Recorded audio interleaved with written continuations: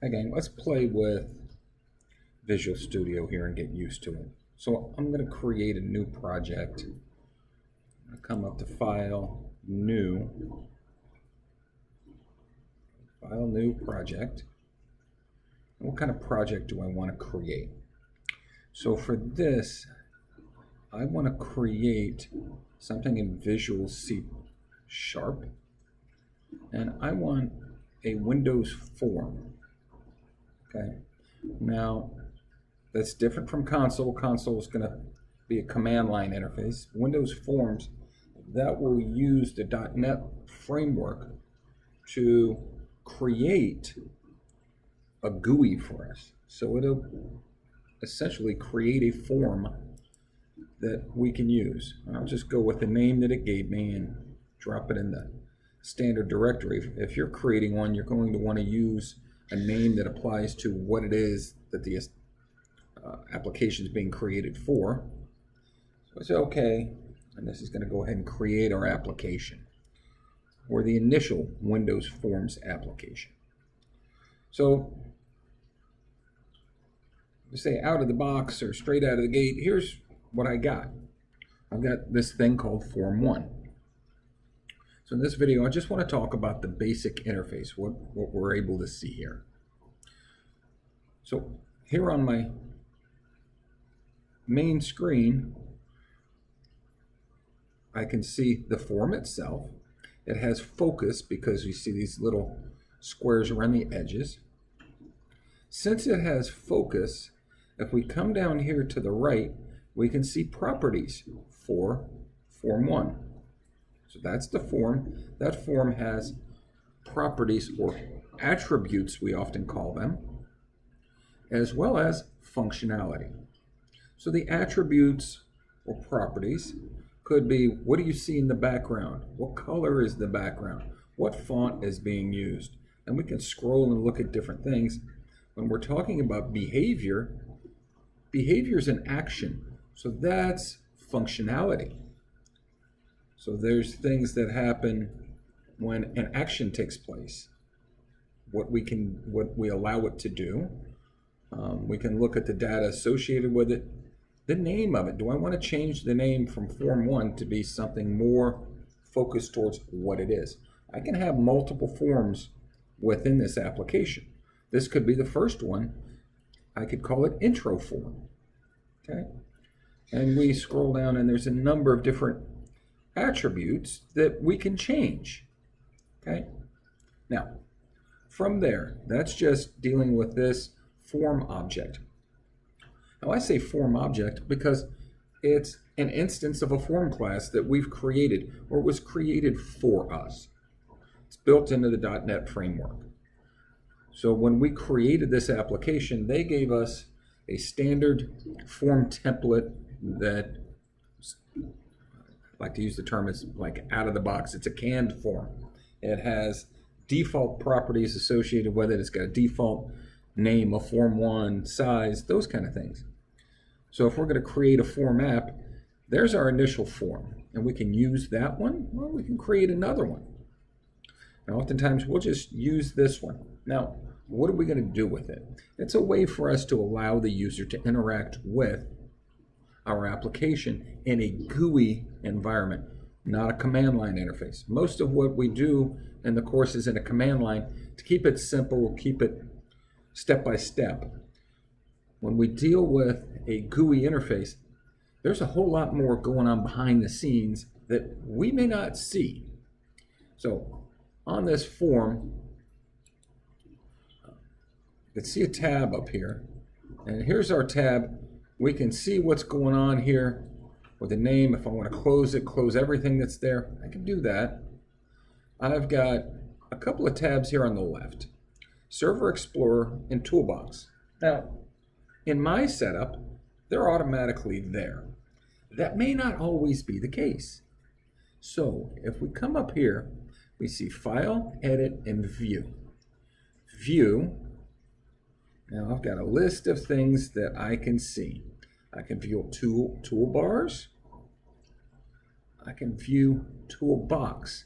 So if my toolbox is not there on the side, I'll just go into View and click Toolbox. Let's see what's in our toolbox. What do we have to play with? Now, all that really did was just expand this or open it. Now, we can look at the forms, common controls, containers. Now, if you think about that, a form, we just looked at that and we were talking about what a form is. That's the overall GUI interface that we're looking at. Now, I can drop objects onto that form. They become part of it. I can also look at, I've got containers. All right, here's our controls that we can put on the form. A pointer, a button, a checkbox. Let's talk about some of these and differentiate between some of them. Now, a button is just that. It's a button that is essentially, you're waiting for somebody to press a button, much like an elevator button. Now, what happens when you press an elevator button? It triggers something to happen, right? So that button has an attribute associated with it. If it's an elevator button, it's got an arrow pointing up or pointing down, or stop, depending on where the button is. So we can put text on our button to describe what that button's supposed to be. An exit button, a close button, a start button, whatever kind of button we want to have. Now we can create a button, and I'm going to go ahead and just drop one onto our form. I clicked on it and I've grabbed it, and you see hanging off the tail of my pointer, that little hazy box there, that means I've got a button on here. And I drop that button on there. Now I've created an instance of a button. By default, look down at the property, since it's got focus, it has a name of button 1. I can resize it manually, or I can come over here and resize it physically by the numbers. Okay.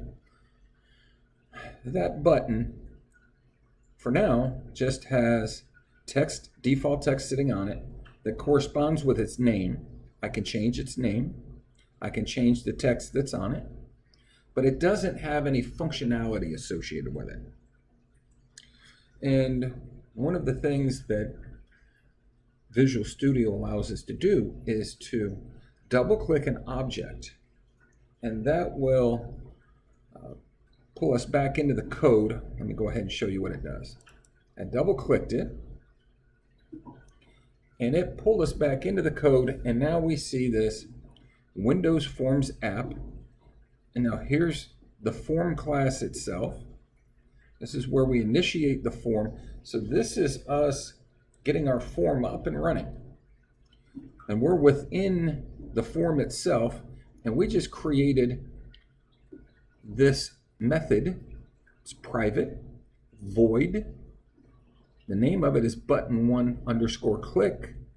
I don't like to go change these because these are linking to things elsewhere within our solution. So this solution, we have a form CS, and we've got a design. It's a design view. It's one.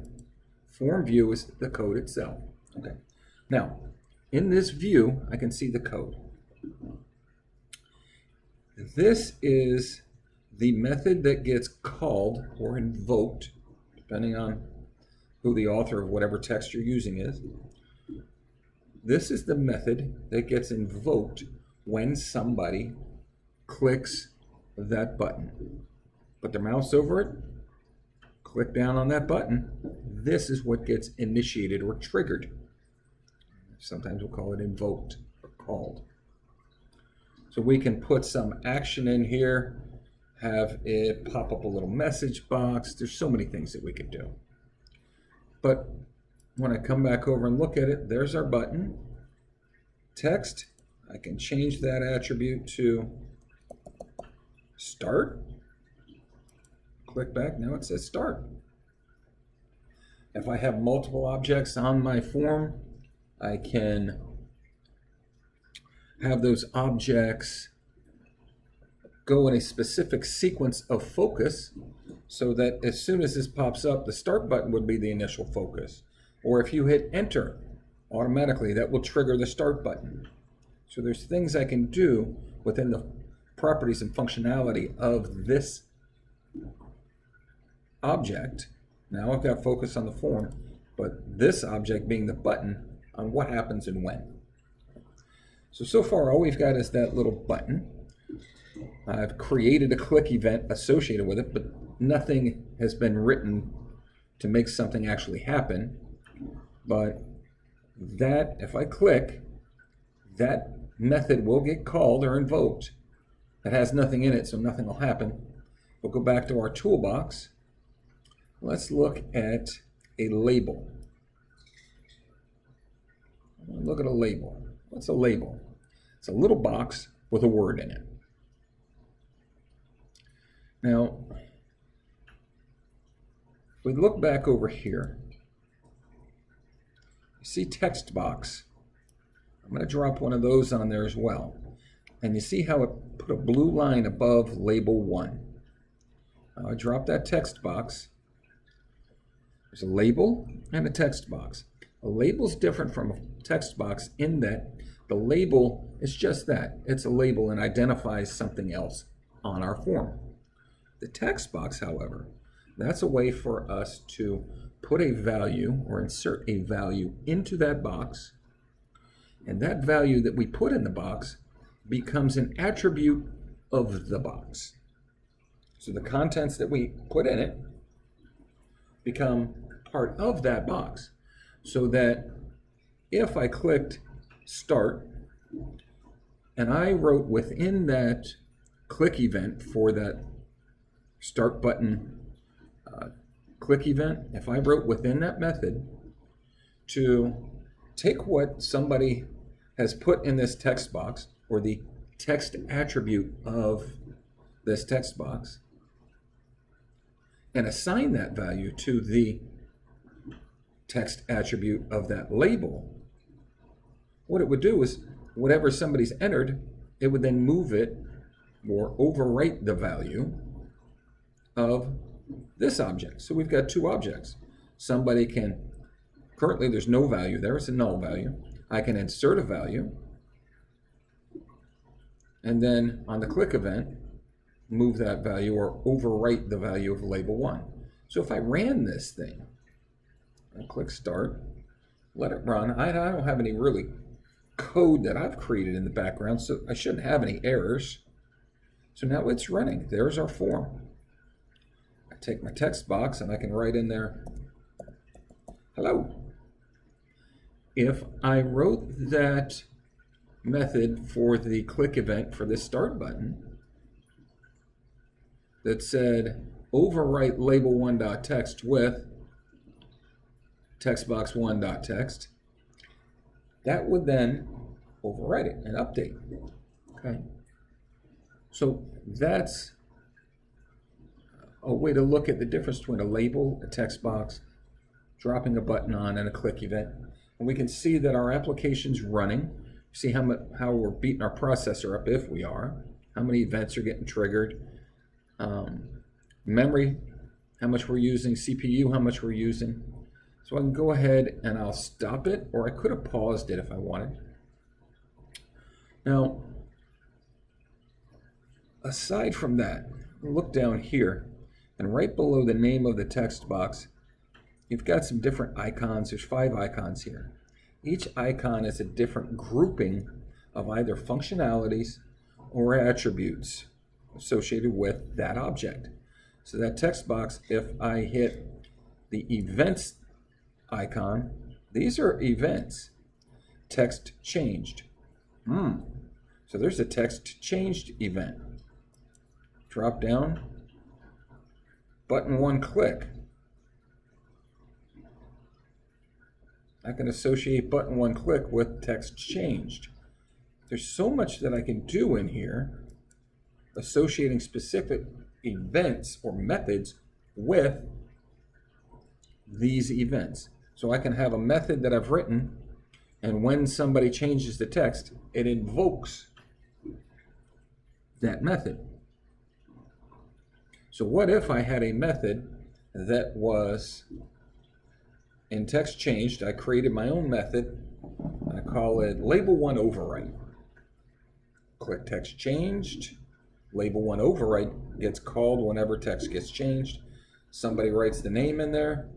It automatically does the overwrite for us, and we didn't even have to click the start button. So there's different ways we can go about this. We can resort these things alphabetical. We can go look at the properties. So we've got properties, which is like attributes, and events is our functionality. Okay. These are events that not just functionality of the object itself, but events that we can potentially be listening for that will trigger methods. Somebody moused over it, the cursor changed, the font changed, somebody hit enter. There's so many things that we can trigger events. All right. And we went back to the very first one, I should say. It's all categorized by different kinds of events and properties or attributes. Okay. So down in the bottom, here's our output. If we had any errors or anything that was going on, it's letting us know what's going on within our code as it's running. Here in build, we build the solution, rebuild the solution, clean it. In the project, I could add another form, add a control, add a class. There's so many things that we can add to it. We're going to start off slow with this. With this project that you're doing, you're just creating a form, getting used to this environment, and playing with it. Between this video, getting used to the environment, and other videos that you can go find online and go investigate. What kind of things can I do with my form now? If I click this, what can I make it do? Can I change the attributes of my form to make these buttons in the corners go away? Minimize, go away. Maximize, go away. I don't want that close button there. Can I do that? Yes, you can. Can I change that icon, that little symbol there in the corner? Yes, you can. So there's so much you can do with this. Once you get used to it and play with it. All right.